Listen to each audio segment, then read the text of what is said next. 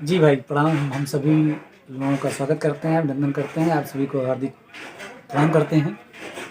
हम जिला पंचायत चुनाव लड़ना चाहते हैं, जनता के बीच में जा रहे हैं। जी आगे करने का जहाँ तक इरादा है, बहुत कुछ सपने संजोए हैं।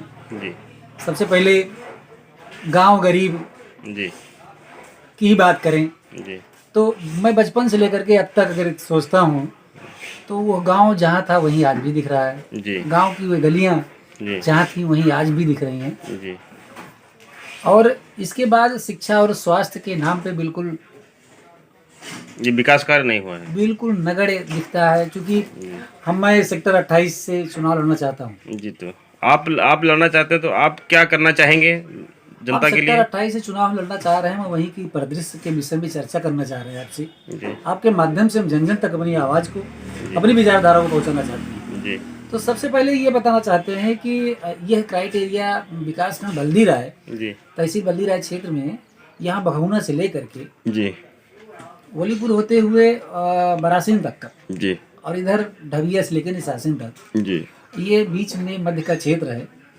और जो ये मुख्य मार्ग है, जी इसकी तो हाल जैसे भी है ठीक है, जैसे तैसे, लेकिन गांव के जो मुख्य मार्ग हैं, संपर्क मार्ग हैं, जी बहुत जर्जर स्थिति है। जी अभी तो ऐसे भी गांव मिलेंगे आपको देखने को जहां पर मिट्टी का कार्य नहीं किया गया है, जी। मनरेगा से कार्य नहीं करवाए गए जी। हैं, खड़ंजे का कार्य नहीं करवाया गया है, जी। आरसीसी इंटरलॉकिंग करवाई जा रही है, लेकिन अभी तक उनको पक्के रास्ते पे चलना मुनासिब नहीं हो पाया है।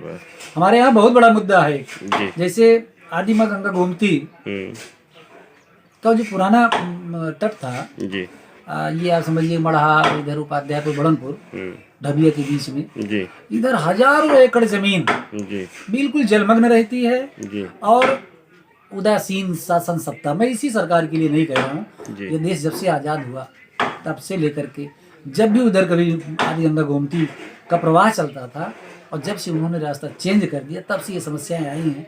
और समझते हैं करीब 40-50 साल से भी ज़्यादा हो गया होगा, या इससे भी ज़्यादा होगा, मैं तो नहीं समझता।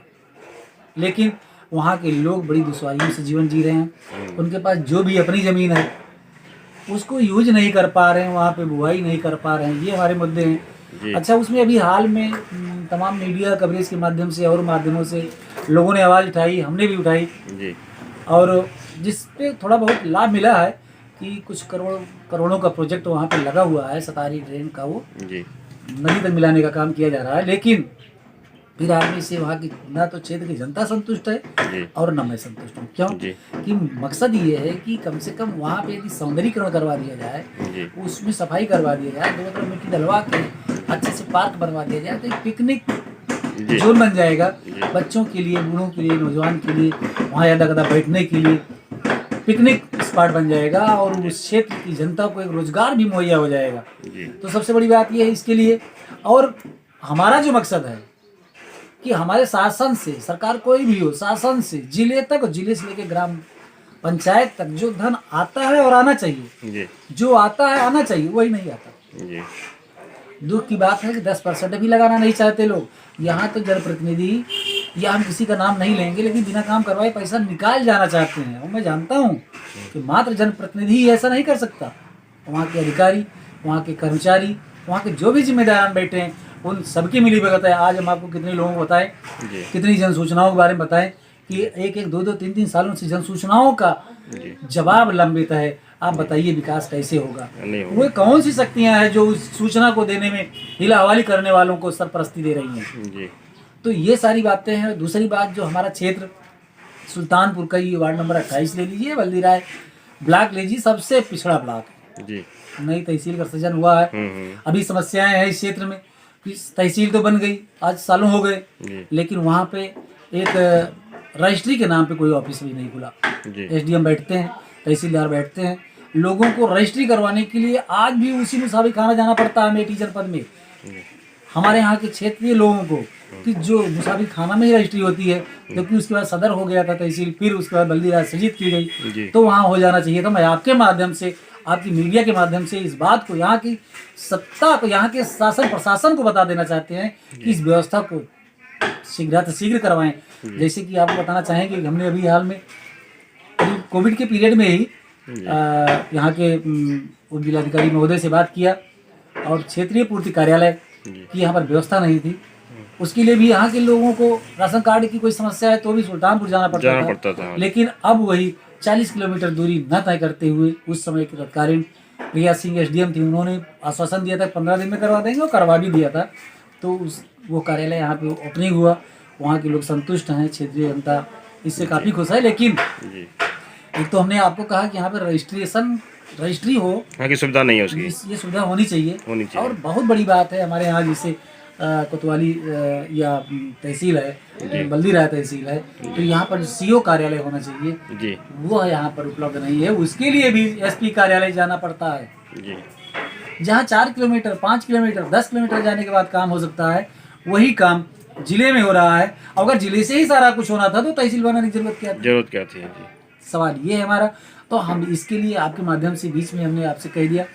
और रही बात विशेष, जो हमारा अपना मकसद है कि किसी भी देश को या क्षेत्र को या गांव को या घर को जब शिक्षा और स्वास्थ्य, वैसे भी राज्य सरकार की समवर्ती सूची में शिक्षा और स्वास्थ्य है, सबसे प्रथम दृष्टया यहाँ पे कार्य करना चाहिए। तो सरकारें तो काम कर रही हैं, लेकिन अभी हम अपने क्षेत्र के, हम किसी गांव का नाम नहीं लेना चाहेंगे, लेकिन बताना ये चाहते हैं किसी भी गांव की स्थिति ऐसी नहीं है जहाँ के एनएम सेंटर संचालित हो रहे हों। जो जब एनएम सेंटर वहाँ के संचालित नहीं हो रहे हैं, उस बिल्डिंग का रखरखाव नहीं हो रहा है जो उनके लिए है, तो वहाँ के लोगों का रखरखाव वो स्टाफ कैसे करता होगा, ये आपको समझ जाइए। इसके बाद विद्यालय, शिक्षा के विषय में बात करें, शिक्षा ही समग्र विकास की जननी है। यदि शिक्षा नहीं तो कुछ भी नहीं है। जी, सही बात है। उसके लिए सरकार ने तमाम विद्यालयों को डेवलप करने का कार्य किया है, प्राथमिक विद्यालय में भी बहुत बेहतर कार्य किया है। लेकिन फिर वही बात आती है, ऊपर से तो बहुत कुछ आ जाता है, सब कुछ आता है, लेकिन यहाँ धरातल पे सब कुछ नगण्य होता है। मैं नहीं समझ पाता वो दिन कौन सा होगा और कब आएगा कि जब सारी सुख सुविधाएं, मूलभूत आवश्यकताएं यहाँ तक मिल जाएंगी, पंचायतों में सही ढंग से क्रियाओं का क्रियान्वयन होगा, सारी कार्य होंगे। जी, आप जब सत्ता में आएंगे तो आप क्या कहना चाहेंगे, क्या करना चाहेंगे आप? यही बता रहे हैं, जो सारी समस्याएं हैं जी, इनको मैं ठीक करूंगा, भ्रष्टाचार को जड़ से खत्म करूंगा, न एक पैसे खाऊंगा और न खाने दूंगा जी। इतना आप जान लीजिए। जी बिल्कुल। और आगे क्या समस्याएं हैं जो उसको आप पूरा करना चाहेंगे आपके क्षेत्र में? शिक्षा है, स्वास्थ्य है, हमने आपको बता दिया। इतना मैं जानता हूँ कि मैं भले ही जिला पंचायत में जाऊँगा, जो अपने सेक्टर या क्षेत्र के कार्य होंगे उसको करने का कार्य करूँगा।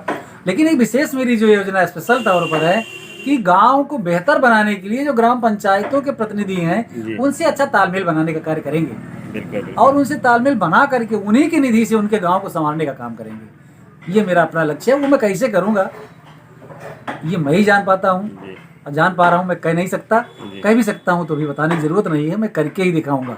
जी बिल्कुल, बहुत बहुत धन्यवाद आपका। कहने में भी नहीं, करने में विश्वास रखते हैं। बहुत बहुत धन्यवाद शुक्ला जी आपका। बातों के साथ फिर मिलेंगे, आप सभी से फिर से रूबरू होंगे। सादर प्रणाम। वेलकम।